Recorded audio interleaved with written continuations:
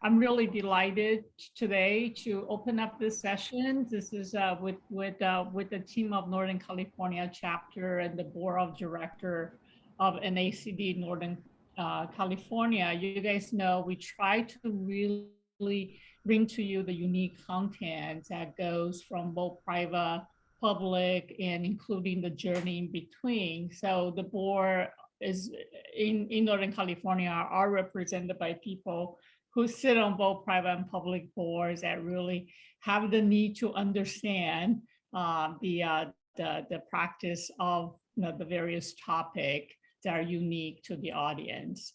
So the team, we reach out to Hope, who is an amazing general counsel from Bank of the West and BNP Paribas, one of the largest French bank USA.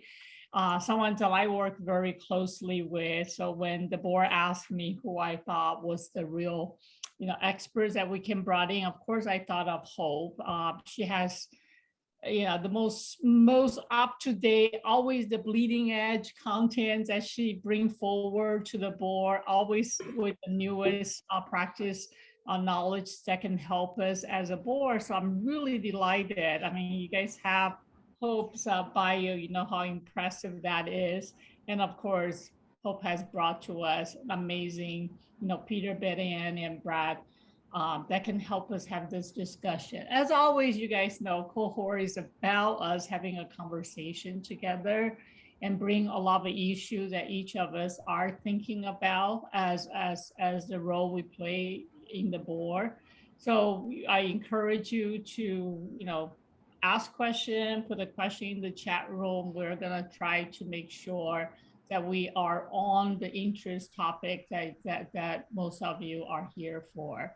So with that, I really am very, very delighted to introduce Hope, and I'll let you take it from here, Hope. Well, thank you, Claudia, so much and for the kind words. And we're very excited to be here today. And as Claudia said, we'd love to have an interactive session, so please raise your hand, put questions in the chat box. So I'll start with our distinguished panel. We have Beth-ann Roth, who has extensive experience in securities and investment management law, corporate governance, and impact investing. And her company serves as advocates on behalf of shareholders and is counsel for investment advisors. And prior to co-founding her firm, Beth-ann served on the staff of the SEC. She also was Associate General Counsel for Calvert Investments. So you could see she's on the investor side. And she co-authored several chapters of the American Bar Association's recently published book,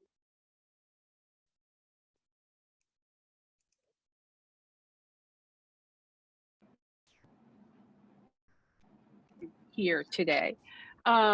We also have Peter Tomczak, and he serves as the chair of Baker McKenzie's North American Litigation and Government Enforcement practice. And he regularly counsels clients and their boards of directors on compliance and corporate governance. He also co-authored several chapters of the ABA's new book. And he is a distinguished recipient of the NACD Directorship 100. He's been on that list for several years now. And finally, we have Brad Newman, who is in the Palo Alto office of Baker McKenzie. And he specializes in matters related to AI, decentralized finance, smart contracts, blockchain, and cryptocurrency. And he is the chair of the AI subcommittee of the American Bar Association. And he was also recognized by the Daily Journal as one of the top 20 AI attorneys in California. So thank you, panel, for being here. We really appreciate it. I thought before we get started that we talk about where the term ESG came from. So for several years now, we've been hearing this term, and it's quite ubiquitous. I mean, even my children know this term. But where did this term come from? So the story of ESG began in January of 2004, when former UN Secretary General Kofi Annan wrote to over 50 CEOs of major financial institutions, inviting them to participate in a joint initiative study under the auspices of the UN Global Compact. And the goal of this initiative was to find ways to integrate ESG into capital markets. And then a year later, this initiative produced a report which was titled "Who Cares Wins?" And it's in this report and in this landmark study where the term ESG was first coined. So that's where that term came from.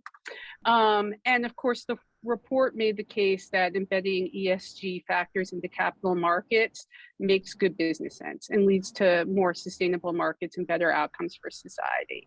And then you didn't really hear anything for a while. And it wasn't until 2013, 2014, when ESG investing really got accelerated. And this aligned with the time when studies came out and they were published by academics like George Serafin at Harvard and Bob Eccles at Oxford.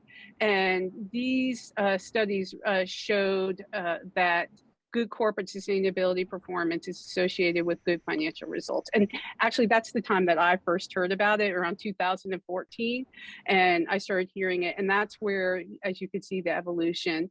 And as you know, ESG investing is estimated to be around a quarter of all professionally managed assets. But I do have something hot off the press that I wanted to share with everybody today, that there are some influential corporate governance academics who are now advocating for a name change because they believe that ESG is a term that's outlived its usefulness. And as you can see, the impact that these academics have in bringing things forward, like George Serafin and Bob Eccles. Well, there's one such academic, Stephen Davis. He's at Harvard Law School with the program of corporate governance.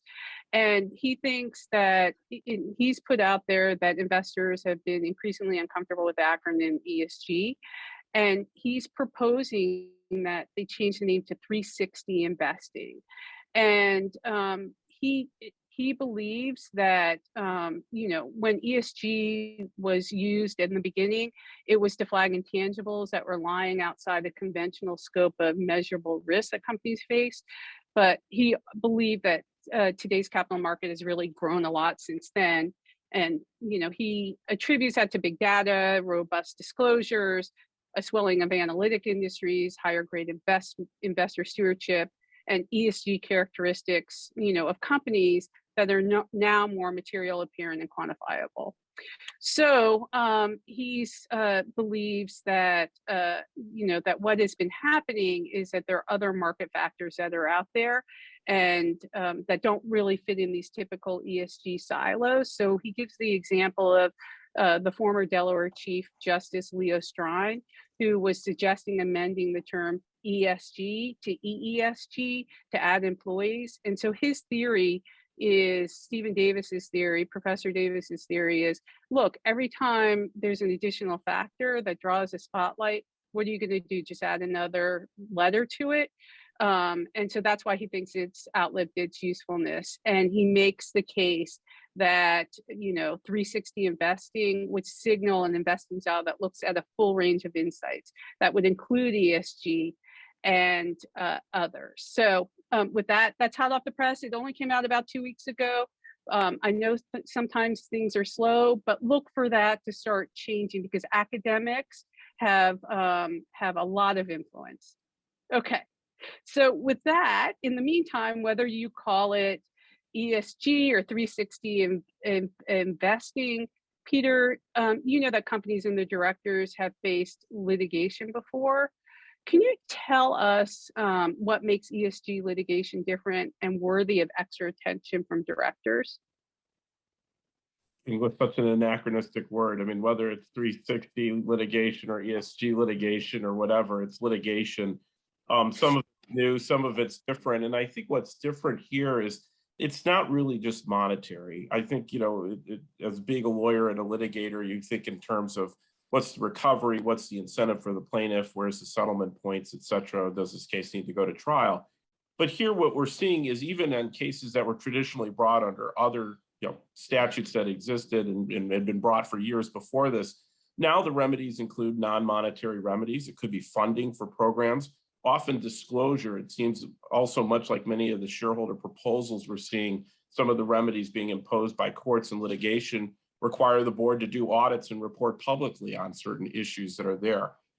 But we also see too is what's at stake. And again, it's not just simply a disincentive to engage in behavior and sort of the normal cost benefit analysis. You now see companies who have totally lawful purposes and businesses being challenged in how they do their business model from stakeholders. And that's sort of in many ways an invasion of the traditional role of the board in terms of managing the business and affairs of the corporation.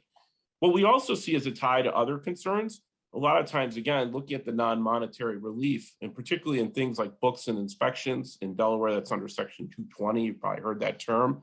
But in that sense, we often see not only a need or a desire by certain activists to disclose information for, we'll call it truth's sake, but also to use that for proxy fights or other types of, what I'll call contests for corporate control.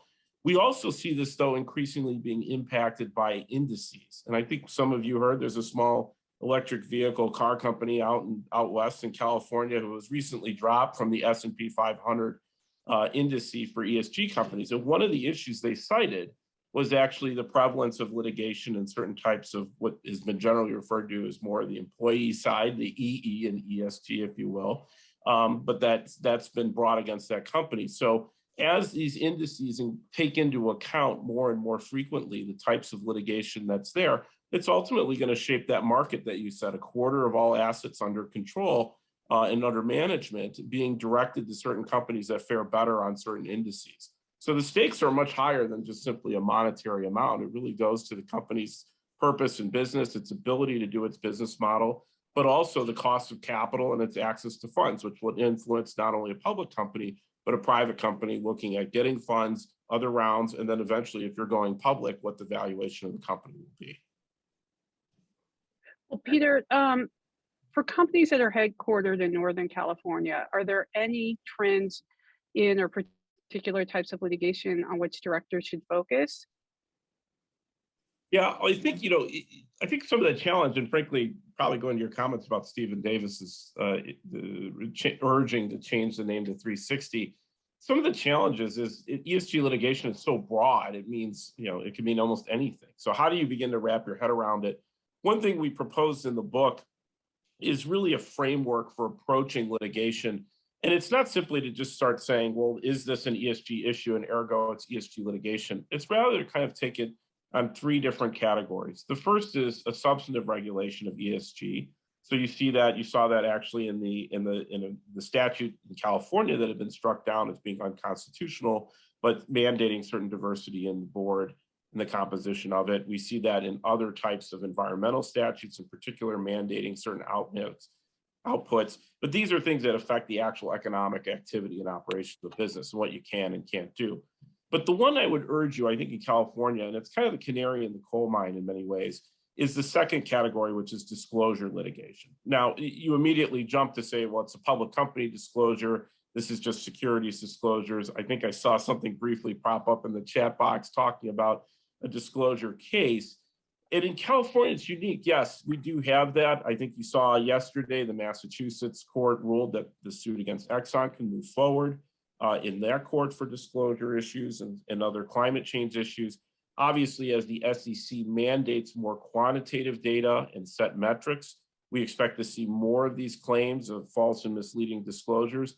To date, the courts have held the line fairly well in terms of what's aspirational versus what's actually a quantitative or factual statement that turns out to be misleading or materially incorrect. But what we're also starting to see, and what we've seen a lot in California, is consumer protection. And that affects both public and private companies, everyone who's selling goods into the state of California. California has some of the strongest consumer protection laws, and candidly, some of the most pro-plaintiff and friendly to plaintiff laws that you would see. And hence we see quite an attraction, not only because of the size of the market in California and who's selling goods there, but also these laws that incentivize plaintiffs to come. So you see Consumer Legal Remedies Act, the Unfair Competition Law. These prohibit false advertising and basically list of unfair acts and competition deceptive acts that plaintiffs can sue in California on. And they base these disclosures not on public statements. They can base it on anything from your labels to what you're saying on a website.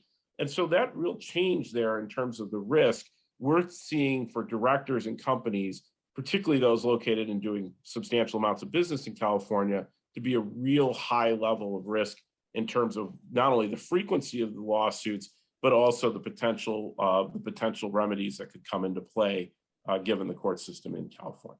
Hey, Hope, could I jump in there and add a fourth category that's white hot in NorCal right now, public and private?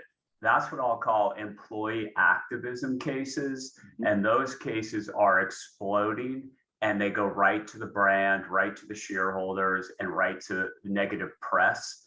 And this, of course, the Chappelle special with Netflix is an example, but for all the folks who are attending from tech companies in NorCal, private or public, you've got an employee base of 20 to 30-year-olds who think their job is to look at what they perceive the corporate policies to be and to band together and opine and try to force change. I'm actually working on an article right now that's giving statistical analytical evidence to this wave of employee activism, and it comes from within. It's the enemy isn't the plaintiff's bar outside. It's not consumers enjoying the products of the company. It's the insiders in the company causing a whole lot of trouble that bubbles up to the board and director level frequently because it challenges the very nature of the way the C-suite is doing business. More often than not, as the folks on this Zoom call will understand, the board will back management and find it a perfectly appropriate use and within scope of all ESG considerations. But then you can have the employees mount an external PR campaign that just causes the C-suite and the boardroom untold misery, and then the plaintiff's lawyers come, and if you're talking about a public company, if you have a stock drop that unrelated, these employee activists and their ilk will try to peg the stock drop to the issue of the day. Disney in Florida, of course, is an example, but it all starts with internal employee grieving. And, I represent a lot of the tech companies and have in Silicon Valley for 30 years. And this is something new. It went from model employers giving perks and benefits and being do no harm and only do good to the perception now by employees that the company isn't meeting its ESG obligations in X or Y sphere. And from there, you read the headlines, and I'm dealing. Go ahead. That's really interesting because something like that doesn't percolate and come up overnight. Is there somebody who's not listening? Is there an ear that should be to the ground that's not? Is there something not in place in terms of communications that should be, or that could be, or is this totally outside the realm and their purpose is to cause trouble? Beth-ann, what a great question. I'm sorry, Hope, did you want to jump in there? No, I think you can answer that. Go ahead and answer, and then I'll give you my perspective from being internal and in-house and being executive management. But go ahead, Brad. Okay, so Beth-ann, that is the question, and too many C-suites and frankly, directors are not paying attention to exactly these issues. How do you alert the company to an activist campaign? What do you do in response? When do you intervene? And there's really two bucket approaches that have both failed miserably. One is ignore the employee base and continue on and treat them as fringe. And the other is to pander to them and there's no bottom, right? The list of demands keeps growing and changing, and it leaves the corporation in an impossible situation. So what is needed is a modulated approach that is very fact specific and corporate specific, but has commonality, which is understanding who the activists are, what they want, how it interrelates to corporate culture and planning, and then a response strategy internally to try to tamper it down, and if not, an external comm strategy designed to address the issue and control the playing field with shareholders and the press. And you can't be solely reactive here. You have to be proactive. This is going to be dealt with in the article I'm almost ready to publish. But how does the corporation prepare in advance, even when there is no campaign? And when they're hit with a campaign, what is the 1, 2, 3, 4, 5? And I spend more and more of my time in NorCal, especially because this is ground zero of what I consider to be the birth of employee activism. And I represented Google in a case brought by a very high profile case in the prior presidential administration, where a white male was claiming that the company didn't respect conservative white males, and President Trump wound up tweeting about it. So it's not always what you think you're going to get. It's not always the usual actors. Where will this paper be published? TBD. It might be Law 360, it might be Bloomberg Law, and depending on the response, we might try to stick it in a law review. But I can certainly forward it to Hope and Claudia when it's published, so they can distribute them to everyone on this call. Yeah, and if I could follow up being internal, one of the things that I would encourage you as directors is to make sure that you're getting these information. And so later on, if we get to it, I'll show you a human capital dashboard, which I would say is really important for a compensation committee, which, you know, the trend is to change it to compensation and HR committee so that you can get this data. But one of the things I would suggest is encourage management to put together a stakeholder engagement team so that you're engaging with your stakeholders, whether they're communities, employees, regulators, or shareholders, upfront on a clear day, and so that you have your ear to the ground and these don't come as a surprise to you. So you know what's going on, and that you're having these engagements with them, you're building relationships with them. I know sometimes it's hard because employees may have, you know, some additional demands. Sometimes they're supported by labor unions, and that also is challenging as well. But you have to be aware of what's going on. And if you have a dedicated team that's focused on this, whether it is an engagement team or a reputational risk management, that was one of the takeaways that I wanted to provide, was that I think it's in every company's interest, whether it's a private company or public company, to have a reputational risk management team that deals with all of these and coordinates with the engagement team. That's what I did at my prior organization, and I think we were able to manage a lot of these issues that were controversial. Of course, it was not in California, so it's slightly different. But thinking about having a strategy is really important, and you have these dedicated teams. There was a question earlier on in the chat box about the SEC matter that came out yesterday, the Bank of New York Mellon. I don't know if it's still up there, but maybe Beth-ann, you could talk a little bit about that, if that's okay if we revert back. Yeah, absolutely. And it's interesting because I looked at that in terms of just briefly looking back at the history of ESG related litigation. And typically there were two issues. It was making sure shareholders had access to proxy statements, and also challenging the SEC when their interpretations really amounted to improper rulemaking in violation of the APA. And now all of a sudden, we have what the SEC told us they would give us. Last year, they put together a law enforcement unit task force, and its purpose was to identify ESG-related misconduct. And they told us they'd be looking at both issuers and advisors. And then all of a sudden now, this past Monday, there was a cease and desist order, a settlement with the bank. And at first blush, it was like, okay, the ESG-focused enforcement actions are starting. The more you delve into it, I come back to the more things change, the more they stay the same, because in the end, it turned out to be a narrow set of disclosures that didn't match up precisely with the internal controls and procedures. That's not unusual. That's it. They're not looking for proof that anybody was misled. So the enforcement didn't end up really looking like it was based on ESG related concepts, but rather whether the disclosure matched the internal actions. That's not new. And that's exactly what they said they do. They said their priorities when they announced them earlier this year, when they put out their priorities that they're going to be looking at. And one was whether disclosure accurately describes a fund's or an advisor's ESG investing approaches, and whether the fund or advisor has adopted and implemented the policies, procedures, and practices that align with the disclosure.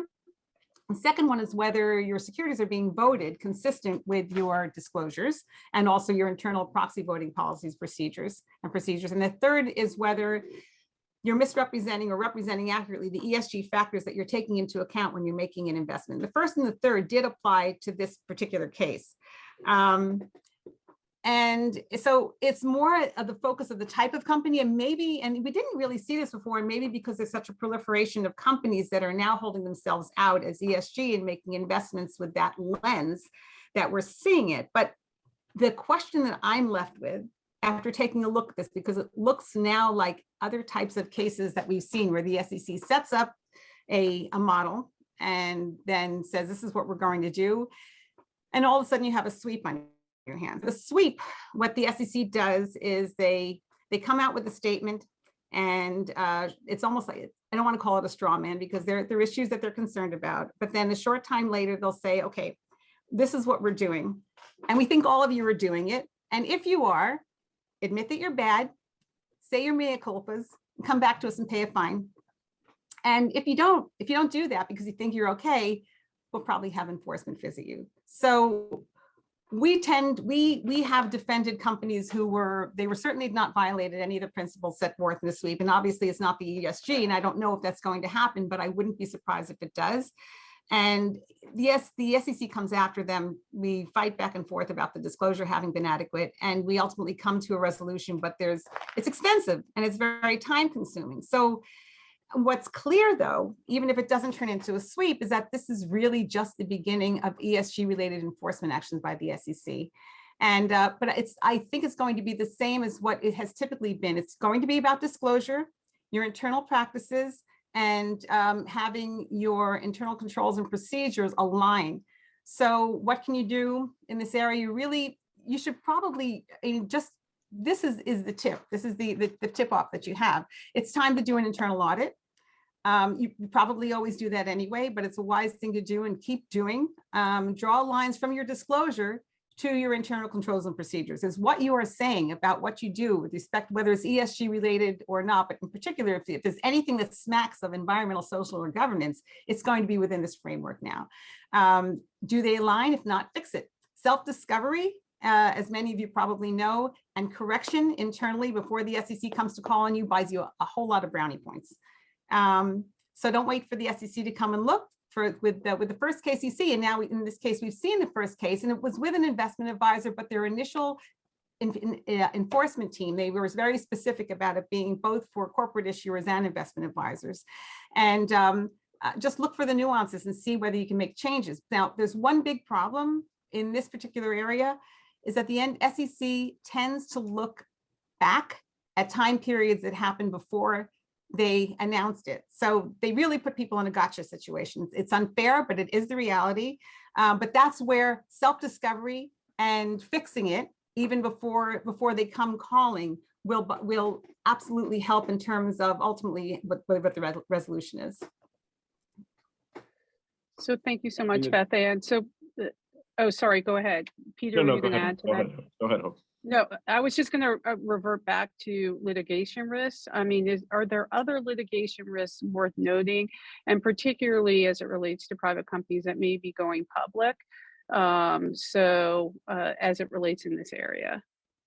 One we were just talking about is sort of enforcement risk, because I think you have SEC obviously with public companies agreeing with everything Beth-ann said and not commenting specifically about the case, but it's an investment advisor case. And obviously the SEC has been very open, for some time, saying that they're very suspicious about ESG marketing of funds, ESG marketing by investment advisors and broker dealers, and the money that they see flowing in, which you alluded to in the beginning, and sort of exercising their classic rights and prerogative to regulate those kinds of investment activities. But as Beth-ann said, it's ultimately about someone, again, as alleged, and not commenting specifically about the case, it is something that they are saying was you advertised it as such and you weren't doing that. And it's a form of greenwashing. And I think that's what pervades all of this, whether it's products that are being sold as being quote unquote recyclable, which we see at least 15 ongoing cases right now in the state of California about challenging all sorts of different defendants for those claims of recyclability, whether it's the nature of a fund being ESG fund, quote unquote, or that you're doing a specific action. The closer you get towards statements of action, statements of fact, and statements of quantitative data, the further you get away from what traditionally has been protected as aspirational, either by consumer protection laws or securities laws.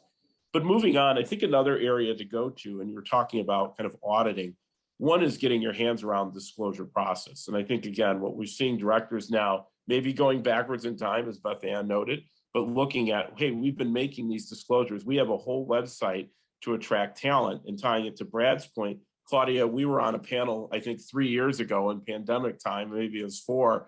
But one of the key things that came from the panel was that, especially in NorCal, using ESG as a strategy to attract talent is an incredibly powerful reason for engaging in these statements in the market. Well, but who's been making those? Who in HR has really been talking to people who are managing the ESG process and making sure that they're making accurate statements more and more? That process of getting your hands around the controls around all sorts of disclosures that I think traditionally weren't focused on the same way of an MD&A or other statements in the 10K and the proxy were, is a new area. The other area we're starting to see come forward is actually in contracts. I think typically in large commercial contracts, we started to have these large addendums, and somewhere in that addendum, there was an aspirational statement that we're going to try to make either a point on diversity, or we're going to make a point on this climate change, or we're going to make a point on what we call an ESG issue or a 360 issue. But now all of a sudden we started to see those provisions migrate from some appendix that was an aspirational statement to actually being terms of an agreement with a representation of compliance and real rights under the agreement to terminate the agreement.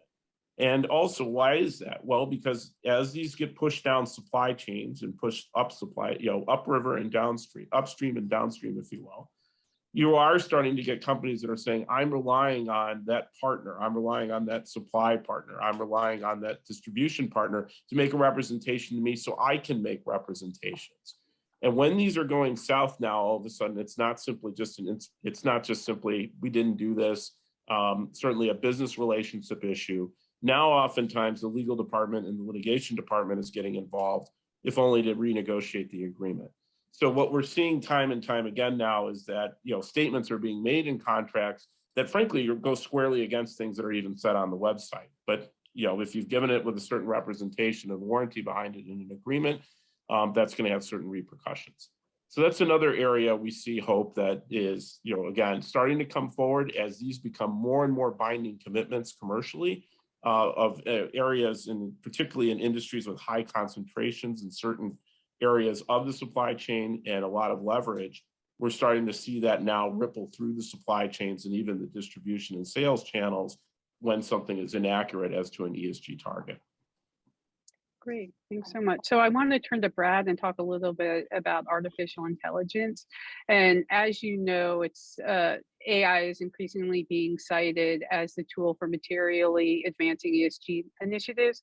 So can you provide a general explanation of how AI can make a material impact for this use case? And this is particularly, for all companies, but you're sitting in the hotbed of Silicon Valley. So if you could address that, I'd appreciate it.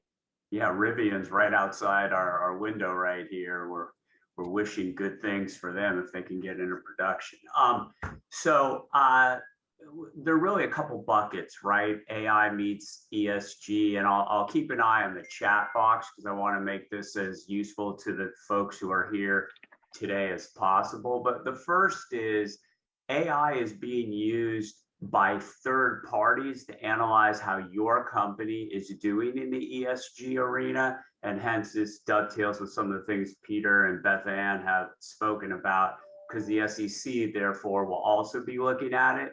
But there are algorithms used to assess various factors about how companies in the market are meeting or exceeding ESG expectations. And that can lead to ratings increase, positive press, negative press, et cetera. So that's one bucket of how AI can materially advance. Secondly, a lot of companies are either producing AI solutions in-house to further their business operations or using third-party vendors to do so.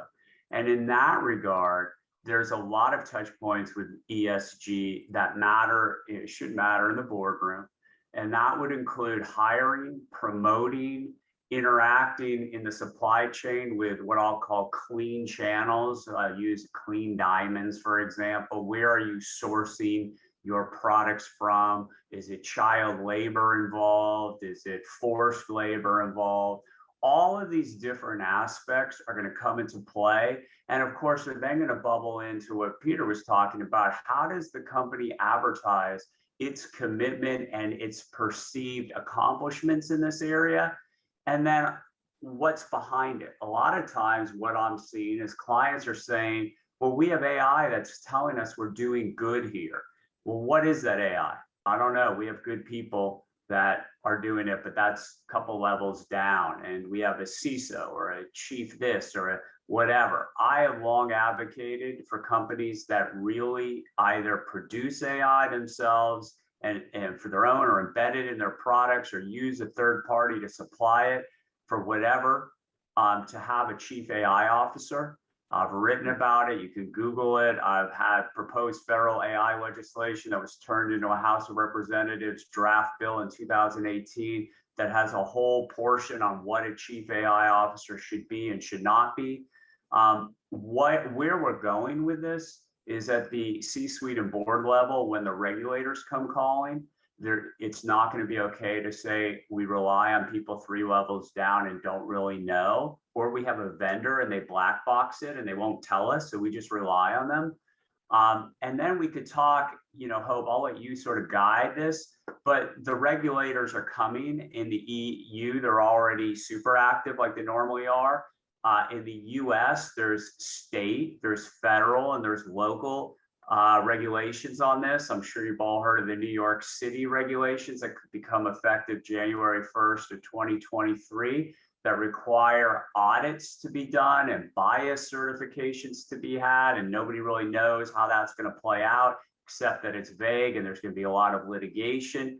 All of this, though, AI-wise, is going to become inextricably intertwined with ESG.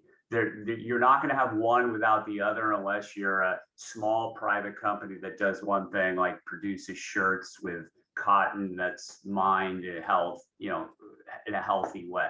If you are a sophisticated tech company, public, pre-IPO, whatever, you're going to be using AI somewhere in your company operations in a material way that impact your public statements and your ESG. Hope, I can talk about the deregulatory approach. I can talk about the EEOC. I can talk about national defense. I can talk about Europe. I can talk about deregulation and industry groups. I've spoken about this at MIT and NYU. Whatever you want, wind me up. But the net is the folks who are in the boardroom are going to need to understand where and map where AI is used, where it's relied on, what you think it's doing, who's overseeing it at the board and C-suite level to make sure it's not running afoul of privacy, existing privacy regulations, existing regulations about storage of information, de-anonymizing the California cray-cray privacy statutes that are in effect, and then how it's interacting with your ESG initiatives. And I could use hiring as an example. Hiring tools are getting a whole lot of press right now. Pete alluded to the car company that used to be in Fremont and now is in Texas and might be on Twitter, and how they got kicked out of the S&P largely because there's been allegations of racial discrimination, et cetera. But the EEOC has a specific emphasis right now on AI hiring and promotional tools, and they've issued draft guidance on that, more to follow. It's coming in a big way. Marrying ESG and AI is just going to become a thing. And I'm just going to add one point on the institutional shareholder side, which has been percolating, and that is that there are companies that produce AI products and sell them. And the focus is knowing how they're being used downstream and challenging companies that have, for example, not only a privacy statement, but a human rights statement, challenging them to respond to whether their sale, for example, to the military is going to result in the type of use that might violate some of the policies they put forth. And I agree with you 100%. It's a great point. And the biggest lie ever told is that, oh, we use AI, so there's no human bias. So what could we be doing wrong? It's a computer algorithm. And that is just going to hit a brick wall at the board and C-suite level. Yeah, and frankly, somebody has to write those algorithms, right? So, I mean, if you have, a white male writing an algorithm, that puts some bias into it, right? So, can you talk a little bit about that? Sure. So anybody on the panel? Real quickly, there are two buckets. There's the algorithm, what it upranks and downranks, what it cares about, what you think it cares about, and the data it's trained on, okay? There's been many a well-publicized but facile example of how AI, for example, the old 2014 work out of NYU where you would search CEO on Google and their algorithm would return white males because historically that's what CEOs were, white males in their 50s, okay? Too facile for 2022, but was illustrative in 2014 and Google changed that. The net though is that if the board doesn't have oversight and guidance principles for how the company deals with AI and the C-suite doesn't have somebody charged with it, and increasingly the CISO or CITO or whatever they're called isn't going to be the right person because they have no training in AI ethics or HR or legal. And the big disconnect is data scientists who say, can it be built? And directors and C-suites who need to say, is it ethical? Is it legal? And should it be done, even if it is legal right now? Is it consistent with our corporate ethos and culture? And a good example of that, although facile, is you could write a scraping program to look at all your employees' public social media posts. And you could have an algorithm very easily determine who's going to be there longer term, who's going to go out on sick leave, who's going to quit, who's going to be fired. It's perfectly legal, but it's a little bit greasy, and a lot of clients don't like it. So there's that sort of thing as well. And then Beth-ann, I mean, I love what you brought up because now we can really start mixing and matching. There's employee activist cases where companies are selling AI solutions to foreign military. And all of a sudden the employees say, well, that's bad for human rights. Why are we telling that dictatorship? Why are we selling them the ability to spy on their population or selling them autonomous arms that can kill without humans involved? So all of this starts to become one conversation. But AI, I mean, if you do this in a year, if we did this next year, you could have a whole thing on AI and ESG. It could be the entire 90 minutes. So I would say one thing that I would say to directors out there, and this was what I was going to talk about later on, is when you're talking about oversight, you need to actually put responsibilities into charters, because from my perspective, if you don't put those into the charters, if it's not written in there, you may not get the information you need. You may get it occasionally, you may have to ask for it, but if it's in the charter, so something like oversight of AI, you want to put that in a committee charter. And then that really forces management to be able to, have to report, because as you know, these charters, usually there's a governance matrix or a matrix that the internal people look at the charters and the responsibilities and then matrix it out on a calendar. So I would encourage you that if it's not in your charter and you think it's important enough, that it's something that you go back to your corporate secretary or your general counsel and you say to them, hey, I think, we should have oversight here, talk about it with the committee, and then make sure that it gets included into the charter. I will say, somebody I saw pop up about where these responsibilities should be, and I will get to that as well. But just quickly, I think overall, ESG, from my perspective, fits within the overall strategy, should be in the Nom Gov committee. I think if you take some of the social aspects, I would put that in the compensation HR committee. A lot of companies have moved to change it from just being a compensation committee to calling it human resources committee as well. And then, of course, if you have a risk committee, there are parts of it that should go in there. So climate risk, some other risks, reputational risk, and you can cover those. But overarching, I would say it should be into the nom-gov committee, and then you can piece out these different things. But getting back to this concept of AI, I know, Brad, that your firm recently released a survey that was titled Risky Business, Identifying Blind Spots in Corporate Oversight of AI, and that you all queried about 500 US-based C-level executives. Can you talk to us about what some of those takeaways were? Because I think that's important to hear that as well. So if I took a poll for everyone here, if we had one of these pre-canned Zoom polls and said, say yes if you've heard the terms transparency, fairness, explainability, and anti-bias when talking about AI, the majority of you would say yes, you have. And if I asked you at the board level, what does that mean? I think the response rate would drop down materially. Those buzzwords really are not well understood when translated into board oversight. So what we did at Baker McKenzie with this study, and I'll put the link in the chat when I'm done in a minute, is we wanted to apply scientific data and look at, does the scientific data from a survey match the anecdotal evidence that the academics and public policy wonks are running around talking about? And not surprisingly, there was a strong correlation. And what are the big takeaways for this group? The big takeaways for this group from the survey was as follows. First of all, most boards aren't there yet in their comfort level of, do they have proper oversight and governance of AI? Secondly, most companies are still taking the approach of, can it be built first?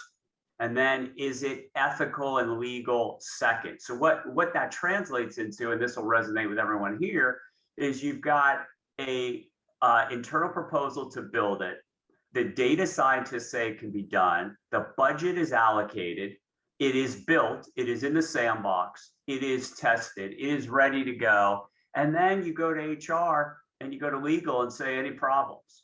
Now, someone like Hope, with all her courage and fortitude, is she really going to jump in front of that train unless there's a major legal impediment if she's brought in at the end? If Hope's brought in at the beginning, she can help shape that internal dialogue. At the very end, when the budget's been spent, it's already been discussed, the board has been briefed on it, that there's this great AI solution being built and architected. It's got to take a lot for HR and legal to jump in front of that and say, we're not releasing it, and here's why. And so you need legal and you need HR involved early with the data scientists. So that's the second takeaway. The third big takeaway for this group is that there is a huge, huge gap between what the data scientists understand AI is doing when they do it and what the board and C-suite hear about it at the end. So there's this false sense of comfort here. And that is in my view, a clear indication, and I think this was in the question somewhere, who owns this? Where does it go? And it should, again, for a mature pre-IPO or public company, should be a chief AI officer, so designated, that bridges the gap internally. First of all, I hear the complaints about this notion is, how can one person be charged with all this? I mean, how you can say the exact same thing about a CFO. How can one person have understanding of the entire, financial functioning of the corporation? Of course they don't. It bubbles up to them, but they're the ones that the buck stops with them. You need a chief AI officer who's got some technical understanding, some legal understanding, some human resource understanding at the C-suite / board level. If you're a heavily focused AI company, you ought to have a director who's got some experience with AI in industry, academia, or so on and so forth. And so, Hope, this survey is now being cited by the EEOC in a forthcoming paper. It gives scientific credence to the anecdotal evidence around what is the best way for oversight and governance, and where are the gaps at the board and director level, board and C-suite level. Thanks. So I want to pivot back to Peter and just and tie it up a little bit. In talking about the litigation, what in your mind are the top 3 practical steps that directors should be taking now before the proverbial rainy day? Great question. There's a lot to tie up, but I think a couple of things, just kind of to get back to some of the themes that have already been said. One, I think, is actually know your constituencies. I mean, you've heard us talk about shareholders. You've heard us talk, someone put in the comments about green bonds. It's a different constituency. You've heard about employees. You've heard about consumers. I think in particular for your shareholders and stockholders, you need to understand who is really in there. I think a lot of directors assume certain things, and I think even the people they assume were there, if they're still there, are not the same people they once were 5 years ago. They have different sets, they have different metrics. So kind of knowing who's out there, who are you dealing with, what's your real susceptibility to employee activism, what's your real susceptibility to someone claiming you're misleading on ESG disclosures because they're an ESG fund that's invested in you, et cetera. So I think that's one step. Second is one you mentioned, Hope. I like to think of what a plaintiff is going to put forth as evidence at trial. And if you're claiming that you spend a lot of time thinking about AI, and I say, well, I've actually gone through all your board minutes for the last 5 years, there's not a single mention of it. Where is it? It's not in any charter. It's not in any board minutes. I don't see any standing agendas. I don't see a single piece of paper that suggests that this has been a focus of the directors, even though you're acknowledging it's a material business risk. Where is that? So I think, again, some of the blocking and tackling here goes to those corporate documents, charters, standing agendas, making sure also that siloization. I think the big issue in one of the comments and questions, there's always a bit of a knee jerk to say, should we form a committee? Should we have an ESG committee? Should we find an ESG person? I don't know who that is. Maybe it's a 360 person now or an EESG person, but whatever that is, I think the one thing we're starting to see though is that, whether that is in a committee, whether it's not, those are all going to be individual company decisions based on your risk profile and what your goals are and how your board operates. But what you're going to need to do, and where we're starting to see the failures, is when it's so siloed in a committee that you also see it's not being distributed throughout the board, because fiduciary duties are not run to a committee. Every director owes those. And so you're looking at sometimes where there's a confluence of risk. Someone put in the chat as well, the directors on the audit committee may be looking at it from a disclosure perspective. The directors on the non-gov may be looking at it different, but it's still the same risk. It has different ramifications, and making sure that the board is talking amongst itself is very important. And how that's actually occurring mechanically, I would hope people like you are spending a lot of time thinking about that, and as the general counsel and corporate secretary. The final thing I would actually put out there, and we didn't touch on this, but it came up actually in a presentation I was doing last week, and I would be curious for your thoughts, Hope, is I think there was a model years ago where the general counsel somewhat stood between investors and the board. In other words, if you had a question about our ESG strategy, the general counsel or someone from the C-suite would respond to that if an investor or shareholder was calling about that. I think increasingly that's gone away. I think what we're seeing now are directors, because they're looking at the duties, because they're looking at the disclosures and the potential consequences of getting it wrong, are actually approaching directors directly and saying, no, actually, I want to speak to the directors and understand that. I think this has been heightened by virtual shareholder meetings, where suddenly now, if you can sit in Manhattan or Chicago or San Francisco and attend 300 meetings in 2 weeks without traveling around and ask questions and expect answers directly from the board. So I think, again, on a practical level, when you start thinking about the board, start thinking about who's actually going to be responding to the constituencies I asked about in the first practical point, especially for stockholders who still have probably the biggest bevy of litigation claims, second to consumers. You're a board member, you're not management, you're overseeing, you're not managing the risk. But that said, I think the working knowledge that Brad and Beth-ann are talking about is expected more and more to simply be at the board level again, not pushing it into management, still an oversight role, but that you're actively overseeing it and proactively asking the questions about the risks that are besetting the company. Peter, how do you manage that from practical? I'm sorry. Okay. No, I was just going to ask how you manage. Go ahead, Beth-ann. Yeah. I was going to ask how you manage that from a practical level, because as we know, board members are not authorized to act independently. You're acting as a group, and so if somebody comes to ask a question, I mean, and Hope, how would you manage that in terms of knowing what they could say and when, and who puts together that answer? Yeah, so let me tell you what I would do and what I've done in the past. So I put together a robust shareholder engagement program. And I'm a true believer that you have to engage on a clear day, because if something happens, picking up the phone and saying, hey, I'm Hope Mehlman at Bank of the West, or whatever the case may be, that's too late. And part of this engagement program should be the governance people, and that's the corporate secretary, the governance people who are focused, because there is a difference between the investor side, but you need to make sure that you coordinate with the investor side. Because from my perspective, investor relations are busy selling the company, trying to get people to buy into the company, versus the governance people who are focused on more of these sort of ESG, and you have to coordinate that. When I talk about a robust engagement program, there should be director engagement.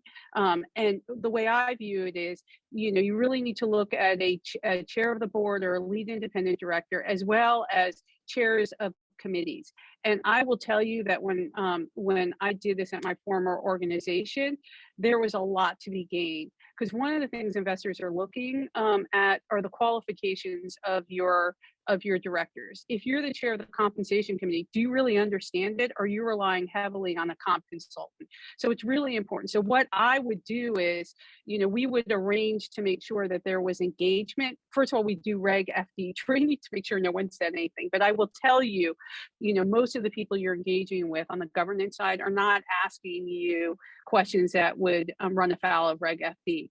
But what we would do is we would prep we would do a whole preparation. So for example, if you were engaging with BlackRock, we would get the voting, what their perspective on voting is, what their policies were, align them against my company's policies, see where they deviated. And then we would do a whole prep session, like you're preparing for a trial. And you would go through and I would act as the person who would be the shareholder and ask them these questions and help them be prepared to respond. I will say that I always have the directors go in there without the CEO or the CFO, because I think if you get the CEO or the CFO into the room, it's a totally different atmosphere. And they look to the CEO, they look to the CFO for these for answers, but I will tell you, boards who know what they're doing, you're able to show and build your own relationship. So if you do have an activist, come in, you've had this engagement with these shareholders and they know you personally. You're not just a name in a proxy statement. So being able to be authentic and being able to show that you have this knowledge and being able to show that you engage with them, I think it is critical thing to do for a company. And I think there are a lot of companies who are afraid to put their directors in front of investors. And I will tell you, if you're afraid to put your directors in front of investors, you got the wrong board. Okay. And that's what I truly believe. So there are ways to do that. And when I talk about an engagement program, it's not just calls during the summer. It's going where these investors are, going to the Council of Institutional Investors, going to the Weinberg Center, going to Harvard, going to Stanford Institutional Investor Forum. Be there, meet them. They're people too. Let them know how qualified you are and how you know what's going on at the company. That will go a long way. And I think that that's really a great thing to do. So I would encourage you to make sure that you do this. But of course, if you have somebody who can't do it, don't put them in front. So you do, it does take preparation and training, but it is about authenticity as well. I thought if it was okay, if maybe we can go to a couple of practical points and pieces of advice for you to consider taking back to your company's management team. And I will start by saying directors really have a lot of influence over management, and you should be willing to use that influence as appropriate. Don't be afraid to do it. And I'll just give you a quick example. When I was at a previous employer, I had thought that the company should start doing SASB disclosures and TCFD disclosures, and internally I was receiving some pushback on it. And what the pushback I was getting was, we don't have time to do this. This interferes with BAU. We don't want to be the first out of the gate. We don't hear the investors really pushing on it. And I could tell you that there was one director who was hearing me advocate this, and then was hearing another committee said there was some resistance to this. So he proactively approached me and said, I think this is important. Do you think this is important? And I said, yes. And then he went to executive management, and then things happened after that. This set the company up, because we did this so early on. It set the company up for a lot of success in this area and to really be a leader. So, listen to what's going on in these committees. And if you think that something is important, use your influence. That's what you're supposed to do in these situations. And not just take what management is telling you, because it could make a difference. And I would say specifically to SASB and TCFD, if you haven't done one, if you're a private company or whatever the case may be, I will tell you these reports are extremely important to do, because they really make the company see where the gaps are, and they prepare you for the future. I will tell you that SASB did ask me to write a step-by-step guide for companies who haven't drafted their first SASB disclosure, and it is available and free online on their website, and I'm happy to share that with you all as well. And the reason why I did it was because, depending on what industry you're in, if it's a complicated industry, these can be daunting, and many companies just don't know where to begin. So it's nice to be able to have a step-by-step guide to say, here's what you do. And these things are all they're transferable to other things that you do. So it may be something that you want to bring back to your management. We talked about amending the charters, and that's really important. And we also talked about the fact that you should consider having your company create a reputational risk management team, as well as a stakeholder engagement team, whether it's a shareholder engagement team, and then also consider having a ESG strategy and disclosure team. I personally think that should be in legal or in risk, because sometimes people will see it in marketing. I'm not a believer that it should be in marketing. I don't think this is a marketing tool. I think it goes way beyond that. And the reason why I say there should be a centralized team is that you're going to get inputs from everybody. And I think it's really important that you coordinate this story. So the example that I gave about coordinating with IR, I will tell you that when I was at my old organization, they were working with AI, and they were saying what a benefit it was to customers, and making sure that things were being delivered easily, and it would reduce the workforce. And so on the investor relations side, that's great to hear, right? More efficiencies. But on the governance side, that's not a great thing that shareholders want to hear, because they're concerned about workforce. So it's really important to be able to coordinate these things, because then, I would say to the person I'm working with, okay, so what is our message that we need to coordinate, and what are we doing? So on the governance side, yes, we may reduce the workforce in the sense of some of these efficiencies, but what are we doing for the workforce? We're upskilling and reskilling them.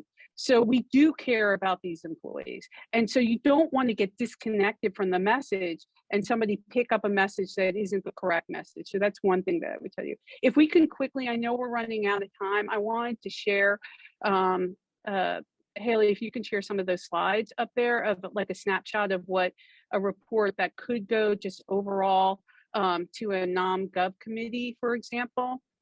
And this is about really getting insight on data. And I think Peter had talked about this, that data is really the canary in the coal mine. That's where you can really see where the risks are.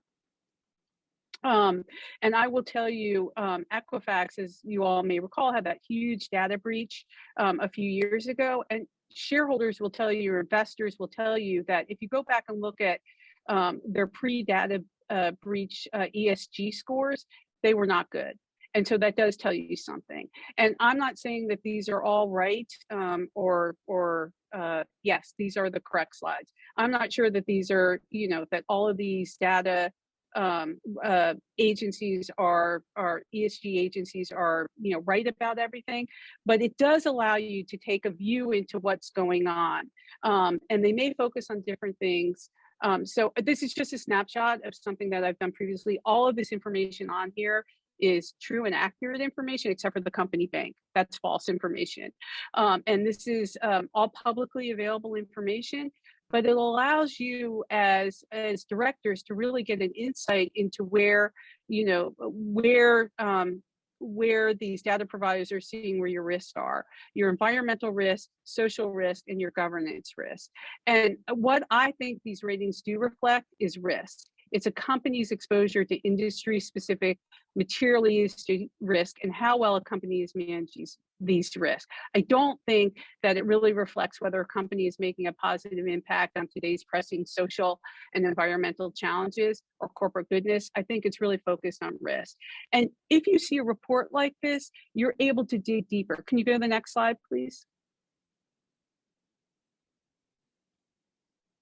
Okay, and here's another example of a snapshot. So looking at MSCI, I think that there's so many data providers out there and raters and rankers, but most of the investors look at MSCI and they also look at Sustainalytics. I will say that some of these companies like Sustainalytics do look at private companies. So if you are a private company, this is something that I would encourage you to have them look at to get an insight on how you would score, and particularly before you do an IPO. So I think it's really important. I think you could see, again, looking at these scores, that they rate them whether you're a laggard, average, or a leader. And these are all really, important data that you can get inside and drill down deeper. One thing that most people may not be aware of, that a lot of this is public information. So if you look on the right-hand corner, you see Sustainalytics ESG scores. These are published on Yahoo Finance. So if you go to Yahoo Finance and you put a company's ticker symbol in there or put their name in there. So what I'm showing on here is Walmart. Once you bring that up, there'll be all the way to the right, there's a tab called sustainability. You click on that and then you see the Sustainalytics score. The reason why this is important, I think, is because it's not just investors who can look at this. Activists can look at this. Employees can look at this. Everybody can look at this. So if you work for a company that is public, I would say go look at this and see what your scores are and take it back. Again, if you're a private company, you can get the Sustainalytics, for example, to do an analysis of where you would fall on this. And I think it's really an important way to look, particularly if you're preparing to go public. So with that, I'm going to stop and see if there are any questions. I know that was a lot and I talked very fast. So I can't see the questions. No, so I don't know if there are any questions. There's so many good questions as well as good resources that that you guys in the audience has put in. Haley, can we capture this and send it out afterwards along with the charts? Yes, it'll be sent in the post-program email. Oh, the one thing that I do want to say I forgot about, can you put the slides back up? Because after the ESG ones, and we were talking about putting things that are, in different committees so that you get an overview, and all of this should come together in the end by going to the board, and there should be a report to the board. If you can go to the next one, I wanted to share this all with you. An example of what a human capital management dashboard would look like and some of the topics that would be covered. So workforce diversity, composition, stability, employee engagement, L&D, benefits and wellness, program utilization, and compensation. So these are just sort of snapshots of a really good dashboard. You can go to the next one. That a compensation and human resources committee would be able to dig down and see these analytics, and it does tell you your risk, it does tell you your attrition risk, it does focus on a lot of these things. I actually have this, if anybody's interested, they can email me, I'll send it to you with fake data in it, but at least it'll be something for you to take away if your company doesn't do something that may be of interest to you. So now I'm done. No, really good stuff. Well, we only have about 5 minutes. Obviously, want to give a chance for the participant to ask any questions. I personally, I'm very curious that you guys, obviously we're in a different world than a couple of months ago now, both in terms of public and private. Are you guys seeing any different trends that are coming our way in terms of all the emphasis on the ESG reporting that we've been going through in the last few years? I'll throw one thing out, which is I think for the last year and a half, people have been talking about quantitative data, that the shareholders and investors are driving this desire to have comparable quantitative data. I think you're now starting to see it go into SEC rulemaking and disclosures. And I think on the private side, you are seeing that, as Hope said, and I tried to allude to earlier in my first set of comments. If you're looking to go public or have a liquidity event, you have to think about how those people are going to be looking at your value and where are you going to rank and what's your access to capital. There's one thing in the comments that's mentioned. It's an excellent point about the basis point difference between ESG or green bonds versus other forms of capital. I think that's how that plays out given recent market volatilities is going to be very interesting. I think a lot of the discussion has been framed when the market was up 30% and now it's coming down, and how this plays out is going to be interesting. But I think the quantitative side, both in terms of reporting and I think this is very important in terms of these rankings that Hope just alluded to, sustainability, MSCI, all these things are coming out. These are going to be the tools that investors are going to look to first, not to definitively declare your company is good or bad. That's not what they are, but to declare, look, in a rating system we've devised, this is how you compare. And I think activists are going to look at it, and I think people talking to boards are going to look at it, and they're going to ask, well, why are you faring so badly, or why are you doing so well? It may be fair, it may be unfair, but it's going to start that conversation and frame it, at least initially. Peter, often we look at not waiting for the regulators to put something out, and especially because you want to show that you've been doing something for a while rather than being a last adopter. But at the same time, there are things that are being challenged. Would you say that with the climate release, for example, should people go through that, and to the extent that they can do something affirmatively, even if it's not required now, are those things they should think about adopting as part of their disclosure? I think you should go through it. I mean, what the answer is going to depend greatly on your company, and I think by industry. I think there are certain industries. No, clearly it has to be applicable, but I mean, is there any risk associated with it? I think you kind of see the playbook. Again, it's a proposed rule if you're referring to the SEC rule. So it's proposed. There's going to be comments, there's going to be changes, there's going to be things. But I think there's something in there that you see. One is how they're approaching it, how they're looking at, again, using metrics and quantitative data to get at what is a pretty squishy problem. How much are you contributing to the Earth's rise in temperature? And number two is that they're looking at how that ripples through the supply chains. I think a lot of the emphasis on ESG, whether it's human slavery and forced labor, whether it's due diligence, as Brad said, on clean diamonds, clean minerals, all these things are ultimately looking at how they apply through a supply chain. There are very few companies that can say, I'm so vertically integrated, I actually cover it from beginning to end.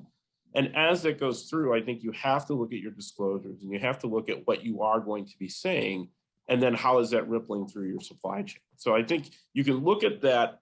The reason I say that is you can look at that proposal and say, this is roughly the template for probably much of the other things you're going to see, be it AI, be it, we already see it, and someone alluded to it in the comments, in Europe.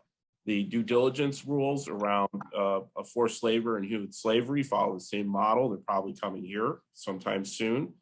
You saw it obviously in conflict minerals again, but you keep seeing the kind of same theme going on about how this is going to work, how they're going to step in.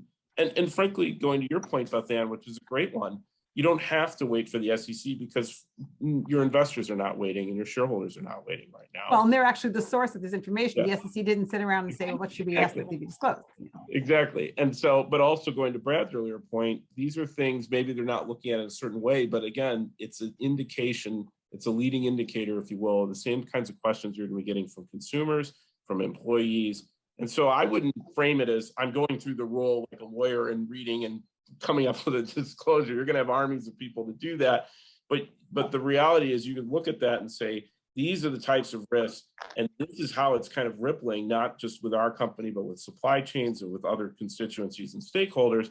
How are we doing that with the material risks that are facing this company? And how are we going to meet that challenge when we're asked about these issues by stakeholders? Before we go, we have one question that I just wanted to throw out there to you, Peter and Beth-ann. Can you say something about the potential? This is from one of the participants. Can you say something about the potential impact of the ESG regulations on financial institutions, on corporations, for example, who they can do business with?